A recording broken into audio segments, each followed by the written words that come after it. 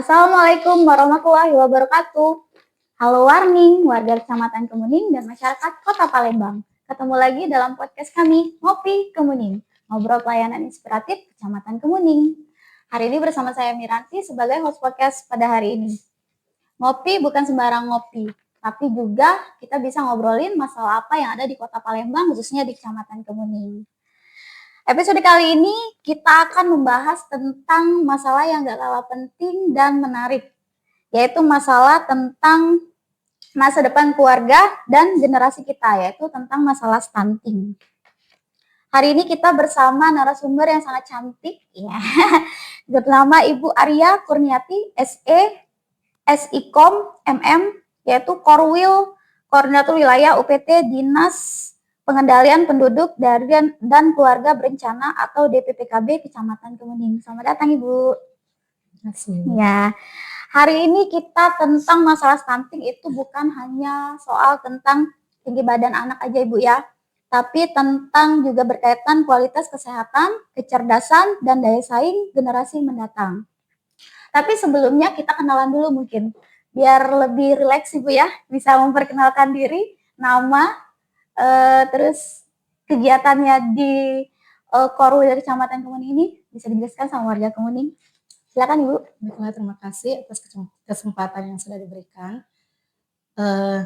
Nama saya Arya Kurniati. Saya bekerja di BKKBN, kebetulan di DPPKB Kota Palembang, itu bertempat di Kecamatan Kemuning sebagai penyuluh KB dan ditunjuk juga sebagai koordinator wilayah KB Kecamatan Kemuning. Oke, itu aja Bu biasanya. Iya. Ya, kita masuk langsung pertanyaan Ibu ya. Nah, mungkin warga Kemuning dan masyarakat tuh agak asing mungkin dengan istilah stunting. Bisa nggak Ibu jelasin apa sih artinya stunting dan mengapa isu tersebut menjadi perhatian serius dari pemerintah? Terima kasih. Stunting itu adalah kondisi gagal tumbuh pada anak yang menyebabkan anak itu ditandai dengan anak itu tinggi anak itu berbeda dari anak seusianya. Nah, hal ini kenapa mendapat perhatian serius dari pemerintah? Karena dia bukan sekedar isu pendek, tinggi badan yang kurang, bukan sekedar isu itu, tapi lebih ke pengaruh ke kecerdasan anak, ke kognitif anak. Kalau misalkan mereka masih stunting sampai dewasa, itu akan berpengaruh terhadap pola pikir, kecerdasan, menerima informasi, kesulitan menerima informasi, terus interaksi anak dengan lingkungan akan sedikit bermasalah jika mereka masih stunting sampai dewasa. Dan mereka juga akan membawa penyakit seperti kayak diabetes, hipertensi, itu.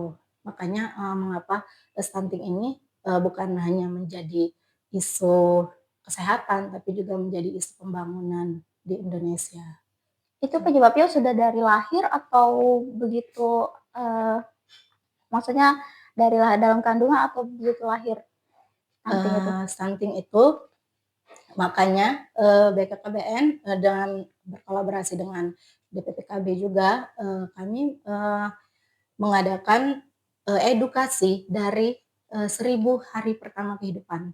1000 hari pertama kehidupan itu dimulai dari sejak persiapan menikah, dari hamil pertama, dari masa kehamilan, hari pertama kehamilan sampai anak berumur 2 tahun. Makanya kita intervensi dari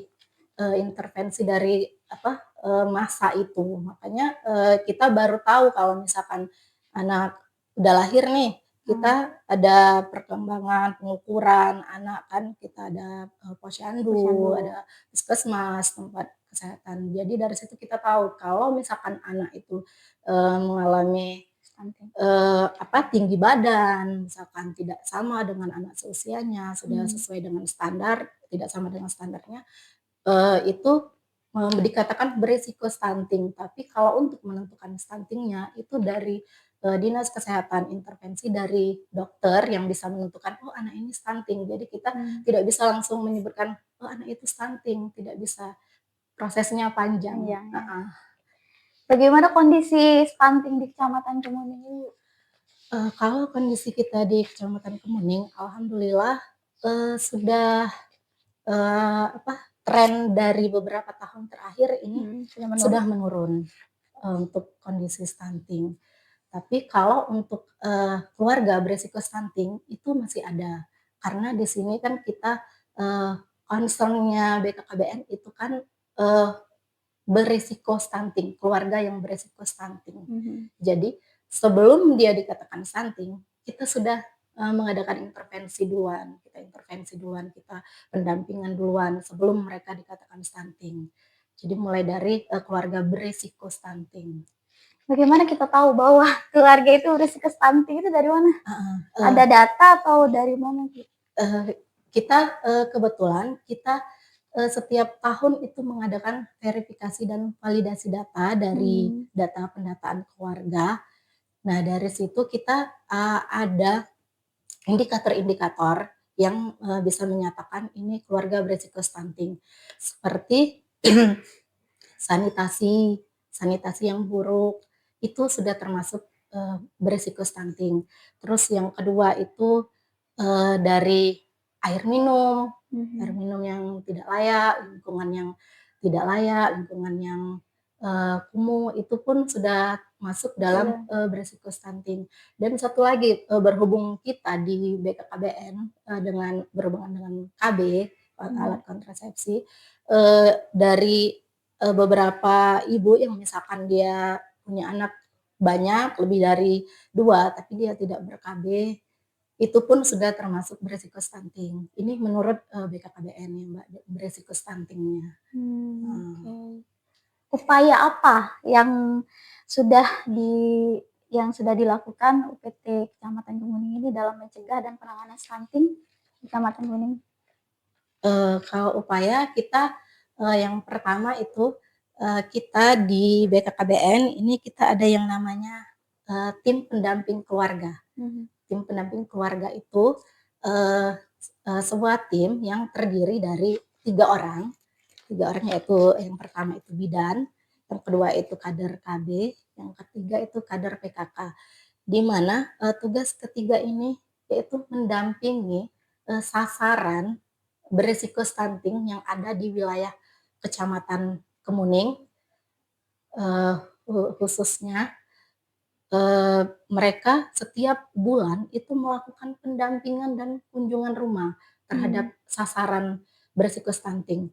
Di sini sasaran beresiko stunting ini saya jelaskan Mbak ya, ada 4 sasaran beresiko itu, yaitu ibu hamil yang beresiko stunting, yang kedua itu ibu menyusui atau ibu pasca salin, yang ketiga itu calon pengantin. Calon pengantin itu kemungkinan bisa beresiko bisa juga resiko stunting. Iya, benar. Nah, yang keempat itu baduta. Jadi catin tadi kenapa bisa beresiko stunting? Karena mohon maaf ya Mbak, banyak kan sekarang catin misalkan mereka pernikahan dini misalkan kan, nah mungkin mereka dengan umur yang masih dini, masih muda, itu kan sebenarnya organ reproduksi mereka itu belum sempurna untuk digunakan. Nah, makanya mereka dipantau karena kemungkinan mereka ada kekurangan energi kronis, misalkan yang melihatnya dari situ anemia, itu juga bisa menjadi masalah. Makanya kenapa calon pengantin itu juga didampingi oleh BKKBN dari tim pendamping keluarga itu, dari kader itu. Itu upaya yang sudah kita lakukan. Kalau untuk masalah pegawainya kita memadain gimana? Cukup atau gimana? Seperti yang Mbak Mira tahu ya. Kami di sini hanya penyuluh KB hanya 2 orang untuk mengcover 6 kelurahan. Jadi kami mohon dimaklumi untuk Pak Camat, Pak Lurah, kalau misalkan ada kegiatan kami banyak benturannya karena kan kami hanya berdua untuk mengurus 6 kelurahan ini. Semua kegiatan, baik itu kegiatan di lapangan maupun masalah pelaporan, itu hanya kami kerjakan berdua. Wah, cukup menarik ya Bu ya. Kita lanjut lagi Bu. Berdasarkan misi Bapak Wali Kota dan Bapak Wakil Wali Kota itu tentang Palembang Sehat, program dan kegiatan apa yang sudah dijalankan di PPKB, baik untuk ibu hamil, balita, maupun keluarga berisiko stunting ini?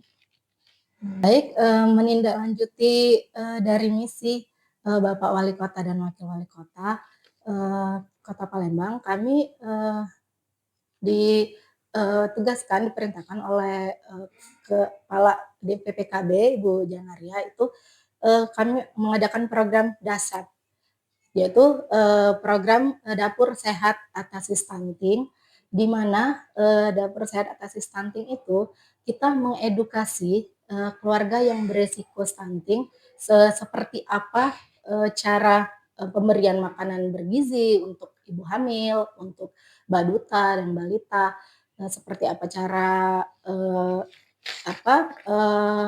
penanganannya, pengelolaan masakan tersebut, tidak hanya dengan makanan yang mahal, tapi juga yang makanan bergizi, tapi tidak hanya mahal, tapi dia terjangkau dengan makan makanan yang terjangkau. Seperti misalkan ikan misalkan tidak harus ikan salmon, ikan kembung pun itu bagus gizinya. Terus kayak telur itu pun juga sudah menjadi sumber protein untuk ibu hamil maupun anak-anak balita dan baduta. Selanjutnya juga program yang dijalankan itu dari BKKBN sesuai dengan quick win-nya Bapak Menteri BKKBN Bapak Wihaji, itu kita mengadakan MBG bagi sasaran 3B.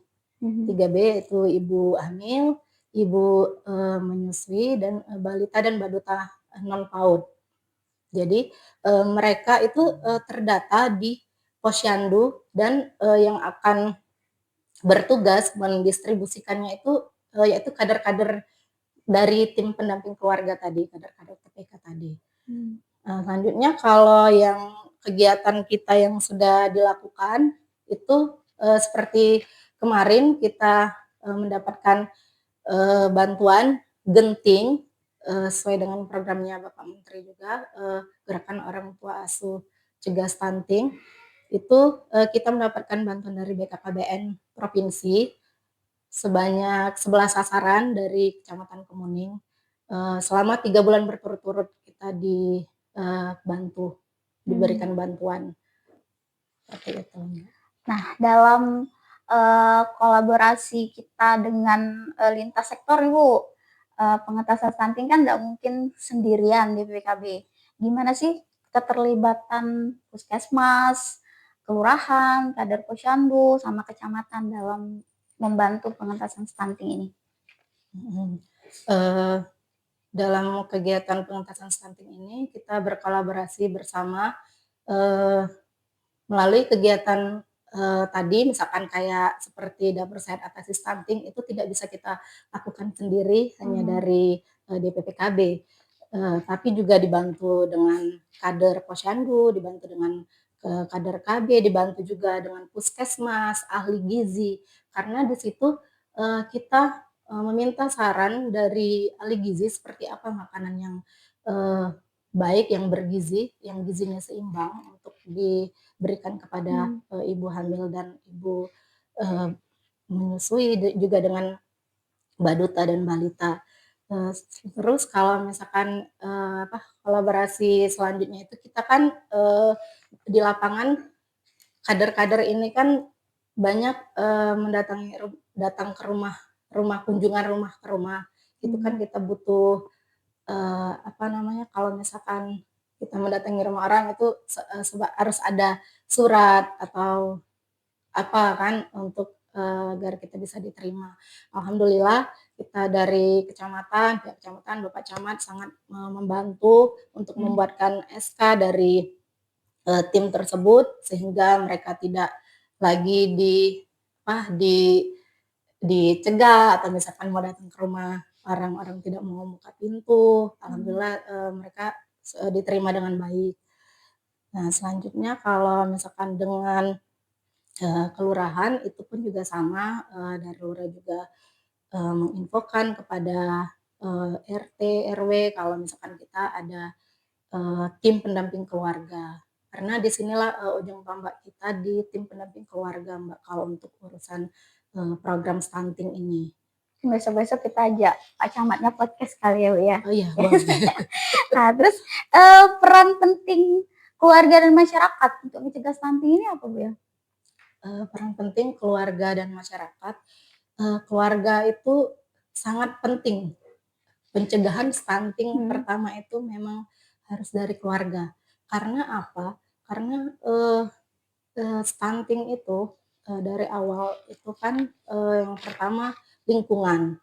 Kalau misalkan lingkungannya sudah baik, sudah bersih, sudah dikondisikan, kemungkinan kan anak terkena stunting itu agak sedikit yang menurun. Terus dari misalkan dari rumah itu kan mohon maaf ya banyak bapak-bapak perokok misalkan. Nah, itu pun Itu bisa asap menyebab. rokok pun iya menyebabkan berisiko stunting dari asap rokok tadi. Karena ada nikotin dan tarnya itu kan yang menyebabkan berbahaya bagi anak. Kalau misalkan sebenarnya sih di sini kita bukan melarang atau mungkin kalau misalkan yang suaminya perokok, bapaknya perokok itu boleh merokok di luar gitu kan kalau misalkan anaknya masih bayi, boleh merokok di luar tapi setelah pulang itu tetap harus membersihkan diri, mandi segala macam itu untuk pencegahan. Berarti itu salah satu penyebab stunting yang ada di kota kan, Bu? Kan Iya, di biasanya kan perkotaan. agak tabu ya kalau di kota kan. Mhm. Nah, berarti salah satu penyebabnya itu merokok tadi ya. Iya, itu salah satu penyebab Oke. terjadinya stunting. Terus sejauh ini edukasi dan pola asuh keluarga yang sudah diterapkan, yang diberikan di PPKB untuk keluarga, khususnya warga Kecamatan Kemuning ini apa, Bu? Mhm. Edukasinya? Edukasinya kalau dari kita biasanya kita ke lapangan itu kita edukasi tentang 1000 hari pertama kehidupan. Di situlah kita menginformasikan seperti apa kesiapan calon ibu hamil tadi, seperti apa makanan yang harus dikonsumsi, makanan sehat dan seimbang. Terus kita edukasi juga ibu hamil itu harus periksa itu minimal berdasarkan anjuran WHO itu 8 kali dalam masa kehamilan. Jadi ibu hamil pun juga harus minum tablet tambah darah itu minimal 90 kali 90 tablet dalam masa kehamilan. Selanjutnya kalau dari masyarakat itu paling tidak mengingatkan tentang posyandu, anak-anak yang belum datang ke posyandu itu dianjurkan untuk datang ke posyandu. Jadi mereka terdata dan mereka pun dapat melakukan penimbangan, pengukuran. Jadi kan kita sama-sama, maksudnya bekerja sama. Dalam memberi edukasi tadi ya, Bu ya. Oke, kita rehat sejenak. Ngopi, kemudian balik lagi ngopi kemudian. Gimana, Bu, rasa kopinya? Enak ya. Kita lanjut pertanyaannya, Bu ya. Ya. Saya mau tanya nih, bagaimana keterkaitan program keluarga berencana dengan upaya pencegahan stunting, khususnya dalam perencanaan kehamilan sama jarak kelahiran anak itu gimana, Bu? Keterkaitan program KB dengan stunting itu seperti yang kita ketahui kalau misalkan dengan KB itu kita akan menciptakan keluarga yang berkualitas. Jadi kalau misalkan untuk ibu yang sudah melahirkan, kalau bisa kita sarankan untuk ber-KB biar ada jarak kelahiran dari anak pertama dengan anak kedua. Begitupun juga selanjutnya. Jadi perencanaan kehamilan yang sehat itu akan mempersiapkan kondisi kesehatan ibu yang lebih baik ke depannya. Terus dengan pencegahan kehamilan yang beresiko, misalkan kehamilan yang berulang dalam waktu yang singkat itu kan akan lebih menyebabkan anak-anak yang lahir dengan berat badan rendah. Itu yang menyebabkan beresiko stunting. Berarti sama dengan slogan yang lama, 2 anak cukup ya Bu ya? Lebih baik. Oke. Iya. Dalam nih, lebih menarik nih, dalam pelaksanaan program pengentasan stunting, tantangan apa yang paling sering dihadapi di lapangan dan bagaimana strategi Korwil DPPKB Kecamatan Kemuning ini dalam menghadapi tantangan itu Bu ya? Tantangannya yang pertama itu masih kurangnya kesadaran masyarakat ya. Misalkan nih ke posyandu itu kan sebenarnya penting setiap bulan, tapi masih ada yang menganggap tidak harus maksudnya tidak harus pergi ke posyandu ya. Padahal di posyandu itu kan disitulah anak-anak yang diperiksa, dilakukan penimbangan, dilakukan pengukuran, terus mereka diberikan vitamin, imunisasi. Begitupun juga dengan pemeriksaan kehamilan tadi, banyak yang masih menganggap sudahlah sehat kayak gitu kan, udahlah sehat biarlah nggak usah periksa, padahal mereka harus memeriksakan kehamilan juga minimal tadi paling tidak 8 kali, karena disitulah kita bisa tahu apakah ibu tersebut sehat secara maksudnya dalam persalinannya nanti apakah bisa persalinan normal atau kalau memang dia beresiko dia harus persalinan ke puskesmas yang ada dokternya gitu atau ke rumah sakit seperti itu. Biasanya kalau posyandu itu gratis juga kan Bu ya? Iya gratis. Terus pelaksanaannya di setiap wilayah di Kecamatan Kemuning itu per kapan? Sebulan sekali atau seminggu sekali atau gimana itu posyandu itu Bu? Posyandu itu diadakan 1 bulan sekali. Untuk setiap wilayah kelurahan itu sudah ada posyandunya masing-masing. Ada posyandu yang terdiri dari beberapa RW, ada RT, maksudnya ada yang posyandu yang dalam satu kelurahan itu mungkin tidak keseluruhan RT ada, tapi dia digabung gitu. Digabung RT berapa-berapa digabung. Seperti itu. Dan setiap posyandu itu pasti ada tenaga kesehatannya, tenaga medisnya itu ada Bu ya? Benar, ada tenaga medis, ada tenaga gizi, ada bidan di situ. Tuh, buat warga Kemuning datang ke posyandu biar kita semua sehat, ya Bu ya. Nah, balik lagi Bu ke peran remaja dan calon pengantin tadi. Kan masih agak rancu ya, upaya apa yang dilakukan DPPKB untuk menyasar remaja dan calon pengantin untuk mencegah stunting tadi, biar lebih paham buat yang mau nikah ya 2026.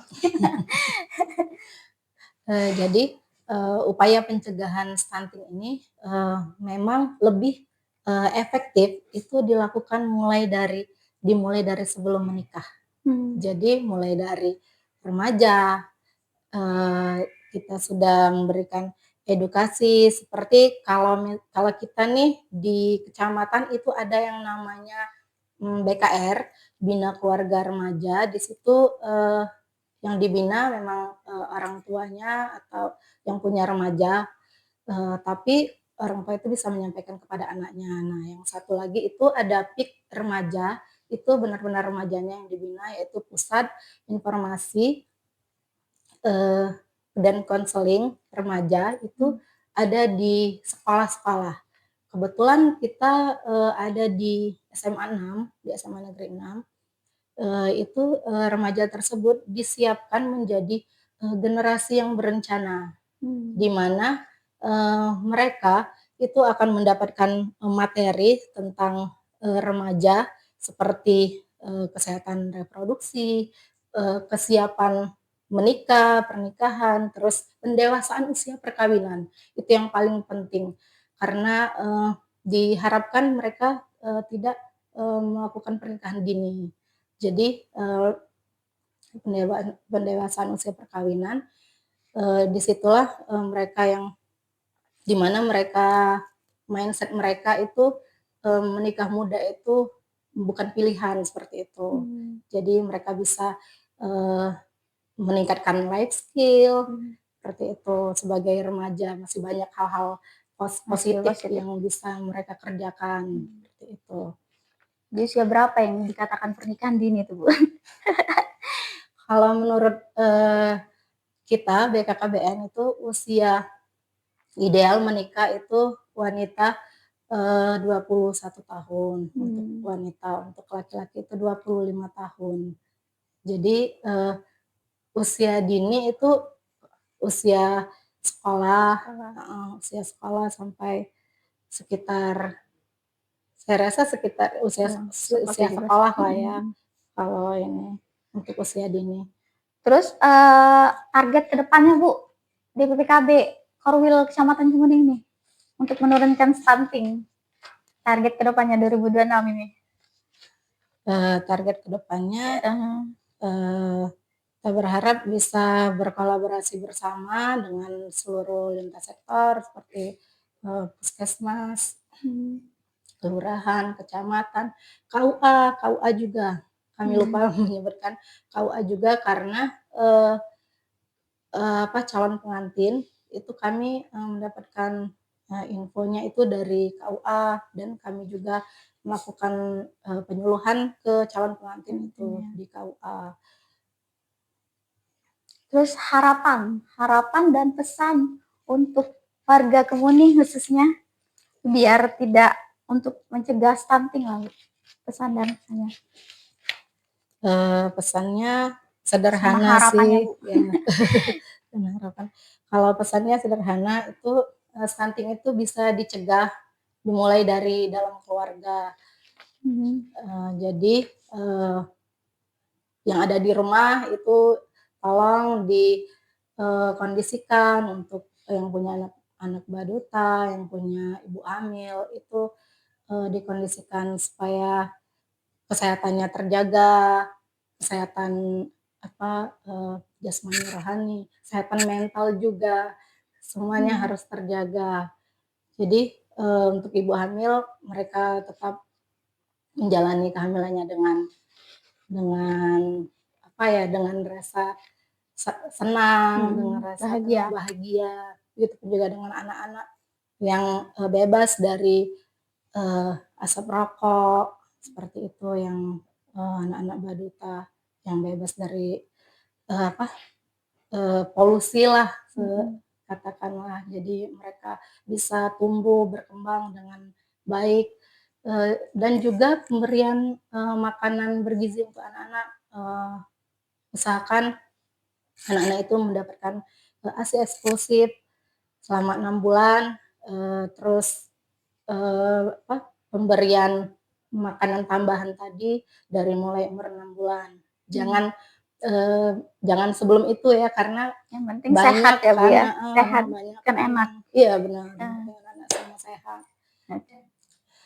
Dan satu lagi, rencanakan pernikahan dan kehamilan itu secara matang, mengganti bulan madu itu dengan tahun madu. Terima kasih, saya rasa itu saja pesannya. Ada pantun, ayo ting ting keselak gunting, cegah stunting itu penting. Oke, sepertinya menarik sekali obrolan kita sekali ini ya Bu ya. Oke, terima kasih atas penjelasannya kepada Ibu Arya, dan semoga podcast kita sehari ini bermanfaat untuk kita semua. Pesan kami, jaga kesehatan, jaga kebersihan, jaga Kemuning, cintai Palembang. Semoga podcast kami ini bermanfaat buat kita semua. Sampai jumpa di podcast kami selanjutnya. See you, dadah!